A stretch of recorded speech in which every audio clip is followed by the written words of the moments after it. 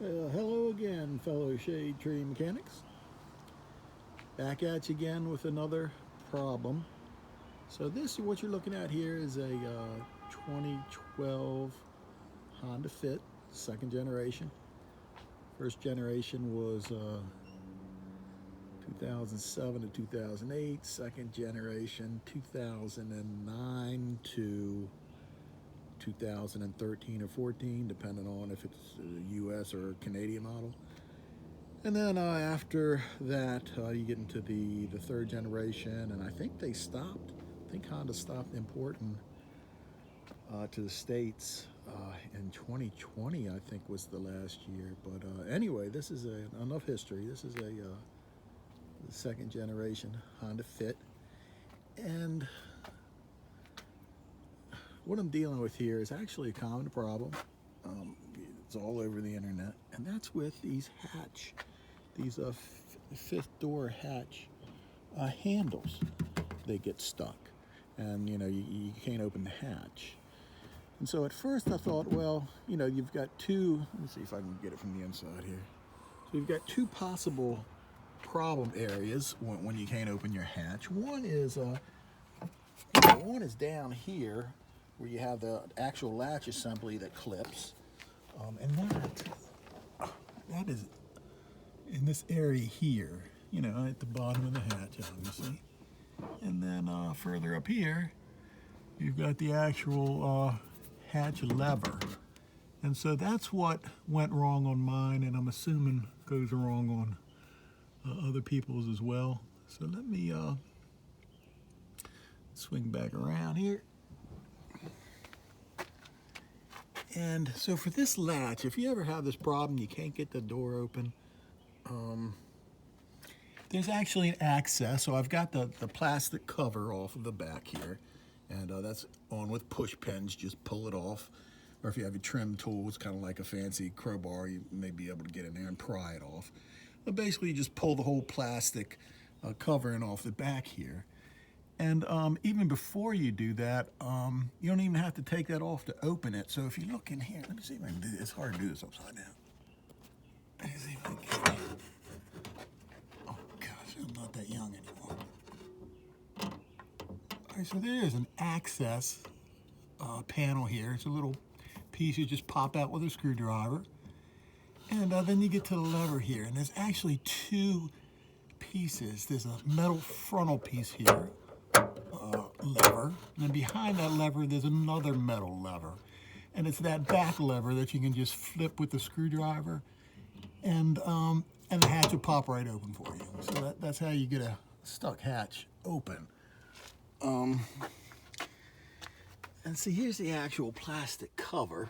It's inside out, but you can see the little cover here, access cover.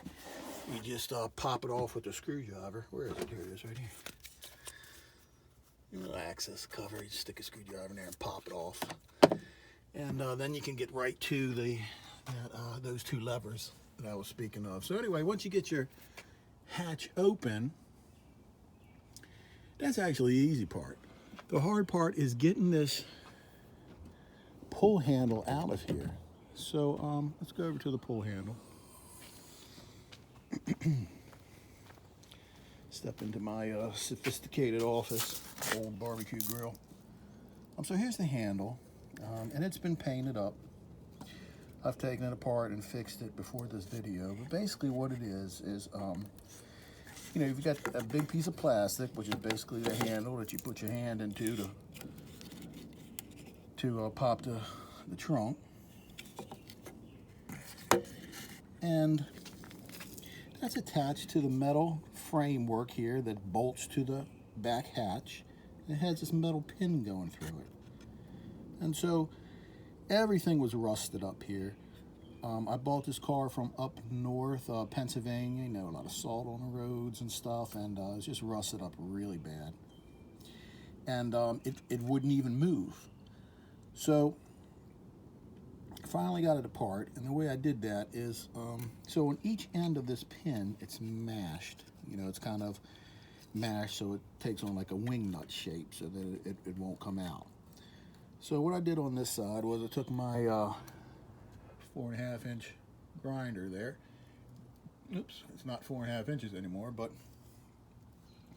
just ever so lightly I just tapped on it, you know, because you don't want to take off any more metal than you have to, and just like zzz, zzz, zzz, until I finally got the pin round again so that I could push it out this way.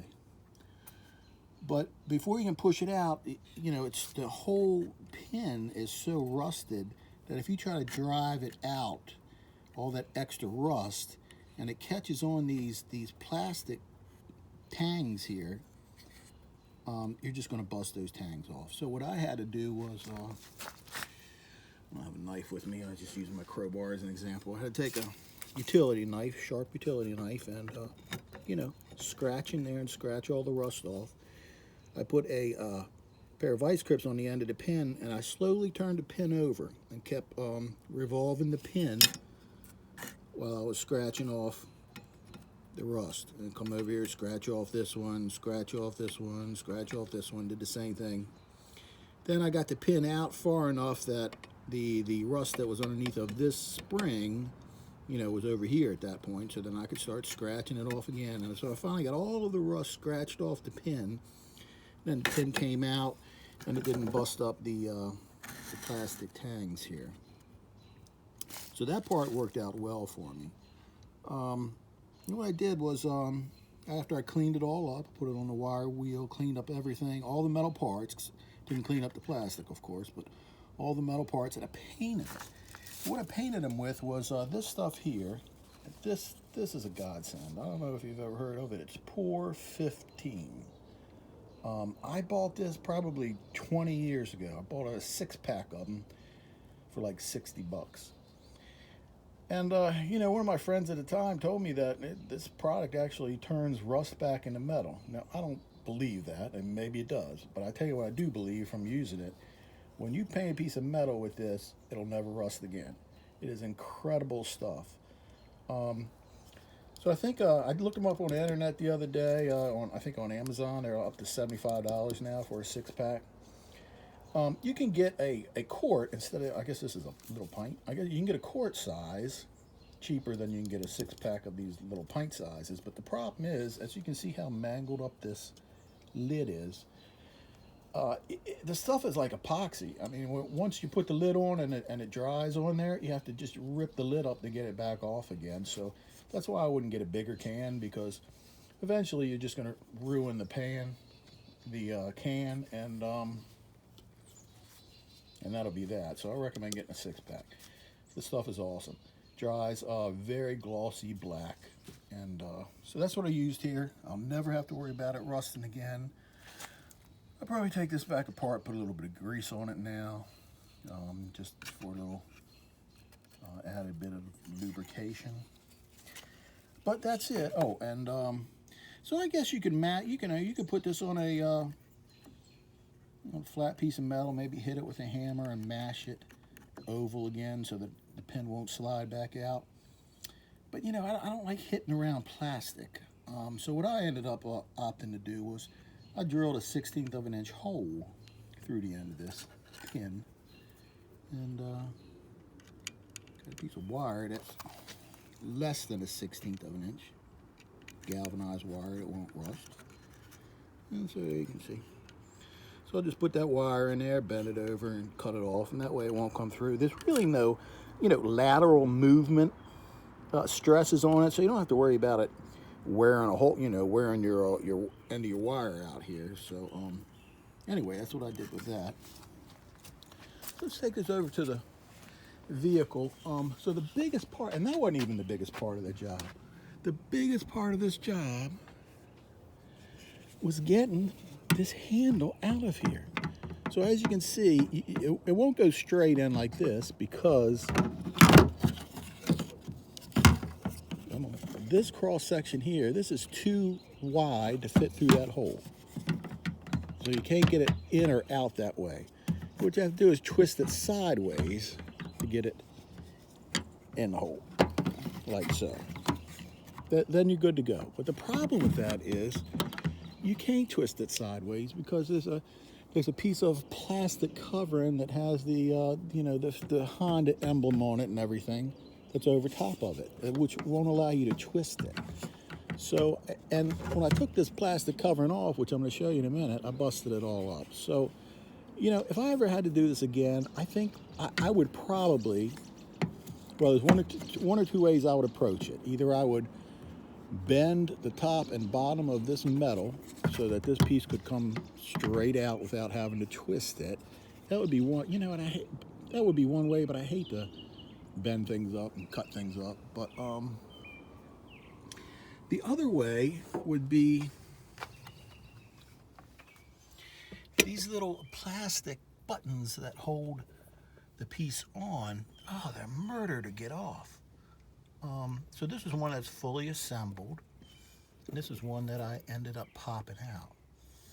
And really all it does, going back out here again, it just, you know, here's one of the female sides, male side. It just pushes in there, and it pushes in relatively easily. But boy, once that thing snaps in place, you can't get it apart again. So I tried to pull this piece off. This is the cover I was telling you about. And I broke it all up. Now before I mess things up, I've placed everything back the way it went. Now you see, now you have a opening on this side, it's facing that way. This one's facing that way. And this one's facing that way. Unfortunately, this one's facing up. This one, which is actually a bolt, not one of those plastic pieces, faces this way, and this one faces this way. So if I was to do this again, and I had to take this off, I would probably try to get these three off first. 1, 2, 3. And then I would just try to push the thing sideways and slide it out of this one, and this one, and this one.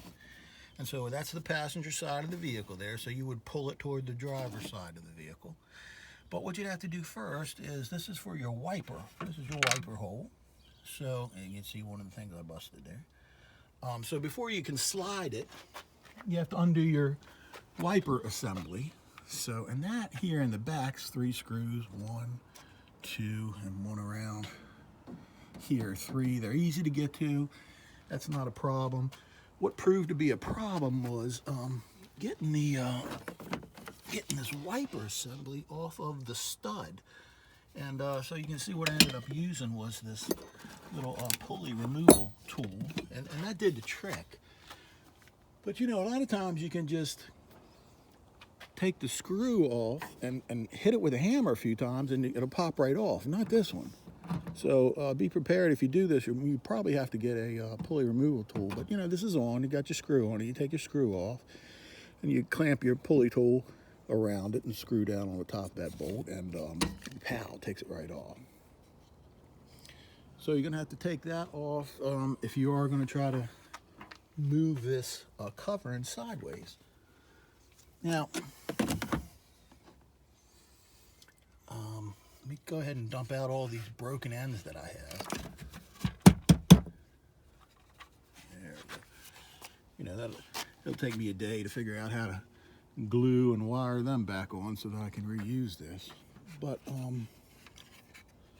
want to put this back on because, bear with me.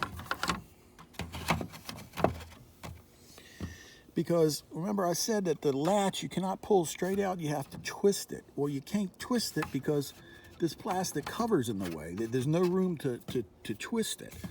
So the cover has to come off, and in order for you to get the cover high enough up, you end up breaking the thing off. So I don't know if there's some magic to getting these pins out. But remember I told you the one way, if I approach this, again, in the future, the one way that I would do this, I told you I'd bend that metal in that hole, make the hole bigger so that the whole pin can, the whole handle can pull straight out, handle assembly. The other way I would approach it is these pins, See, the latch is right on the end of right on the head of the pin here. That's where it's latched, right where my fingernail's at. So, and it sticks through the car, so this is actually on the inside of the car. I would drill a hole right in the metal, wherever you needed it. So if there's a pin, now see, like right here, see if I can show you that. Yeah, so right there, there's a hole there. That's actually a bolt went through there, not one of these pins. But any place that I could get to, I would hit this pin, the head of this pin, with a punch. Like maybe, I don't know, like maybe a 1/4-inch punch like this. From the back side, and try to drive the head of that pin back through there and pop out the button here. And again, you'd have to drive it from the inside of the vehicle, the inside of the hatch. And if there's not a, like over here, for example, there was this thing attached. And, you know, this was attached here. And I thought, well, if I took it off, and I don't even know what it is. I mean, it's just a hunk of iron. I thought it was magnetic, but put a piece of metal up against it. It's not even magnetic. I guess it's some kind of counterweight or something. But anyway, I took this off. I thought, well, one of the pins, you know, is around this area. Maybe it's around this hole. Nope, it's not. So it's actually back here. So if I did this again, I'd probably drill a hole right there, all the way through the first layer. And that would allow me, you know, let's just say I drilled a hole here. That would allow me to get my punch up to the head of that plastic pin. And then from there, I could just, you know, drive it with a hammer and hopefully drive it out. Because I have found no other way of non-destructively removing those pins.